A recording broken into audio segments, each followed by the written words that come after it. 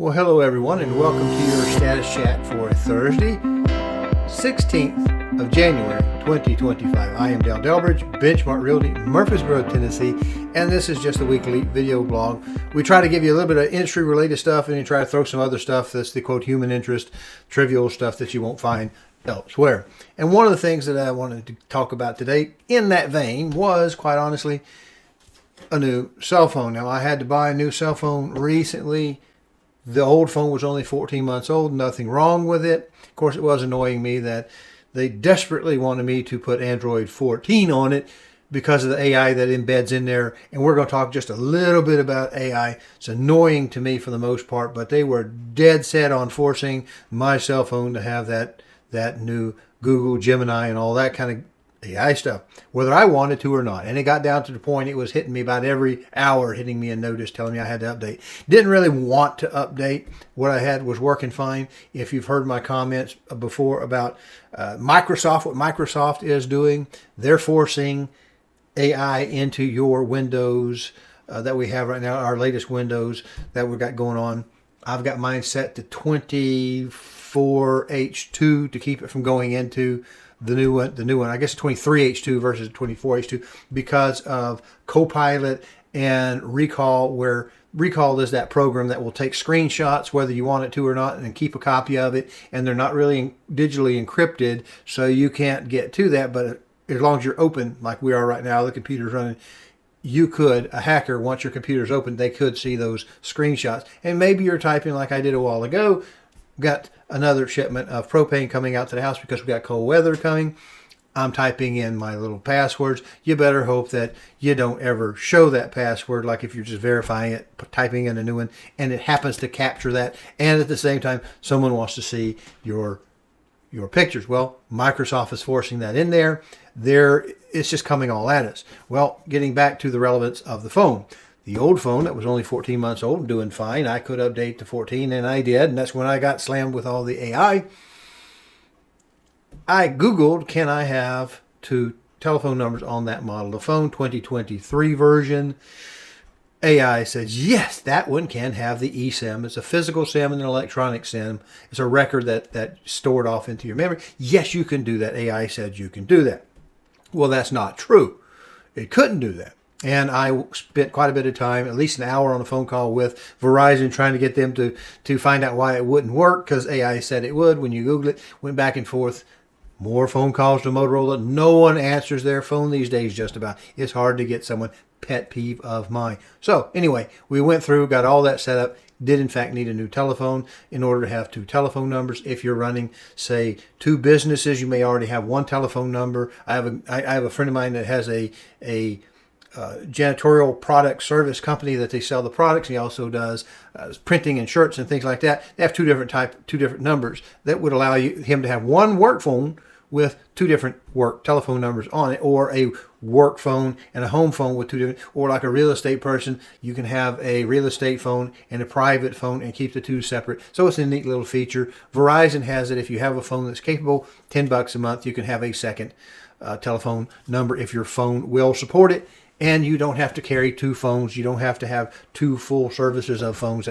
So that's a nice thing. But what am I telling you this for? Because AI can lie to you. It's garbage in, garbage out. Well, let's get into our next segment right now.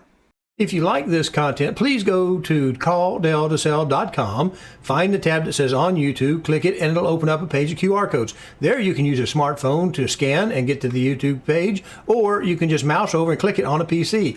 There you'll be able to subscribe to this little button over here and click the notification bell so that YouTube will notify you when each Friday's blog has been uploaded. Thank you.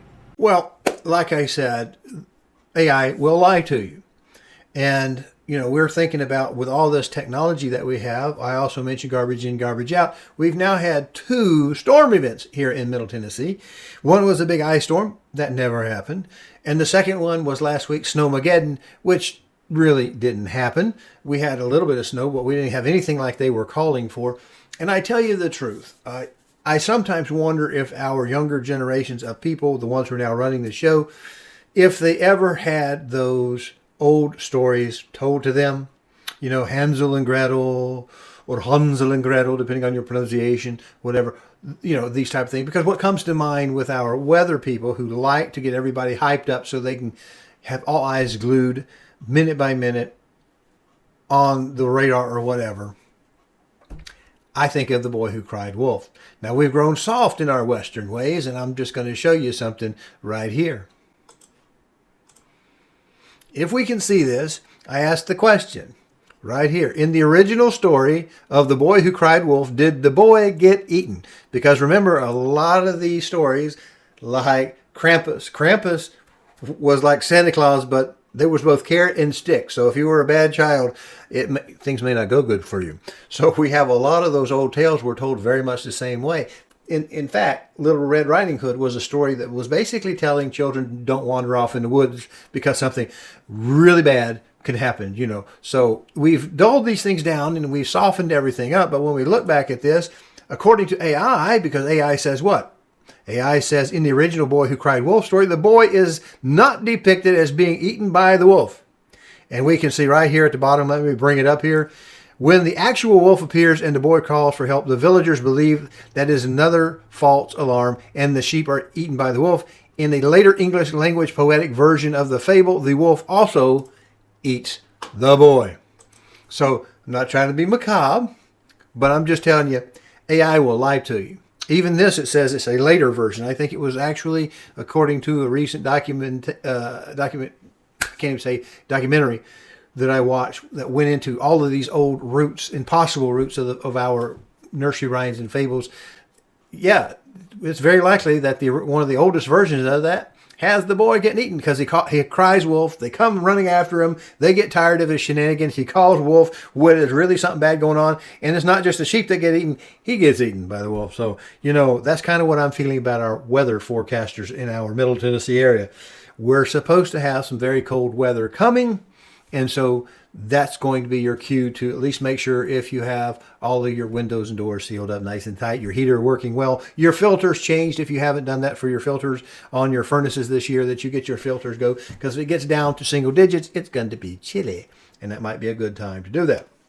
All right, let's look at today's little news thing. Well, right off the bat, we have our Mortgage News Daily. Always give them their props, because I want you to be able to see that. Let's go full screen.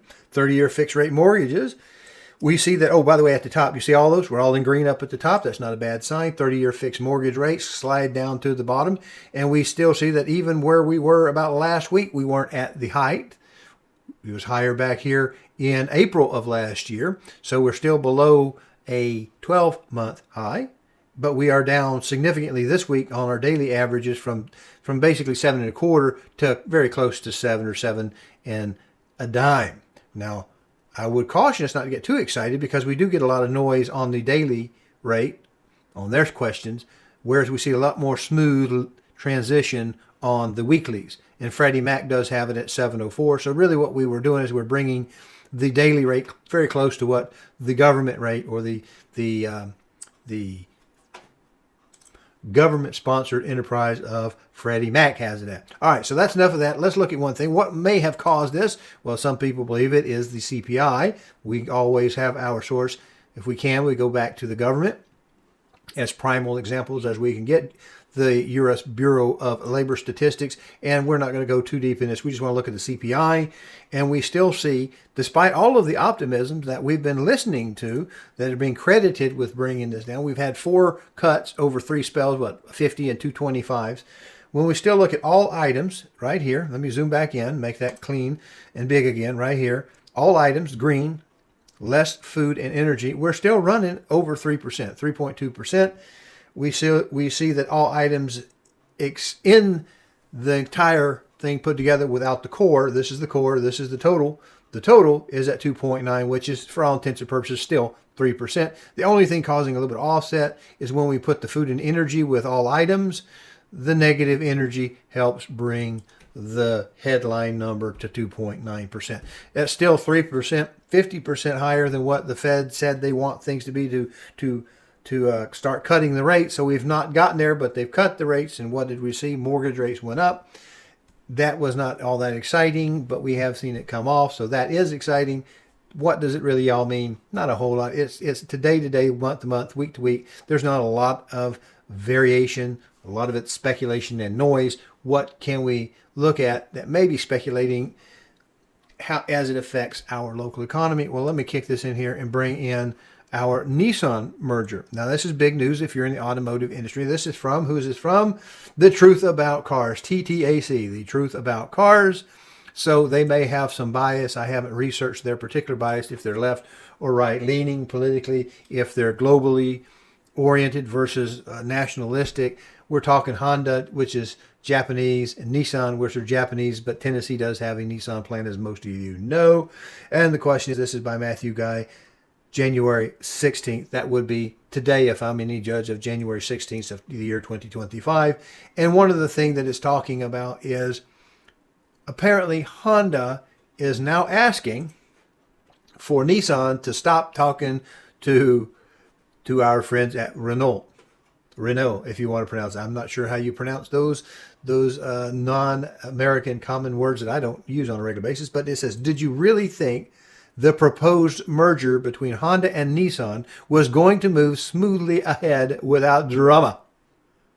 And there's a none right there, so that would be a big no, okay? It's not going to happen. It was good news to hear that to some extent, because Nissan has kind of been struggling. And when Tennessee has a big investment, we have not just with Nissan, but all of the other parts, the headliner plants, the seat plants, the covers, the stuff that would go in exhaust plants. I think Shelbyville at least used to have an exhaust plant in Shelbyville that made parts for various car companies. So those secondary feeder companies that go in to help Nissan stay alive, those are going to depend on it. This could be a big thing if we don't see some good action come out of this potential merger. I'm not a car guy, so I can't really tell you, but we can read the news together.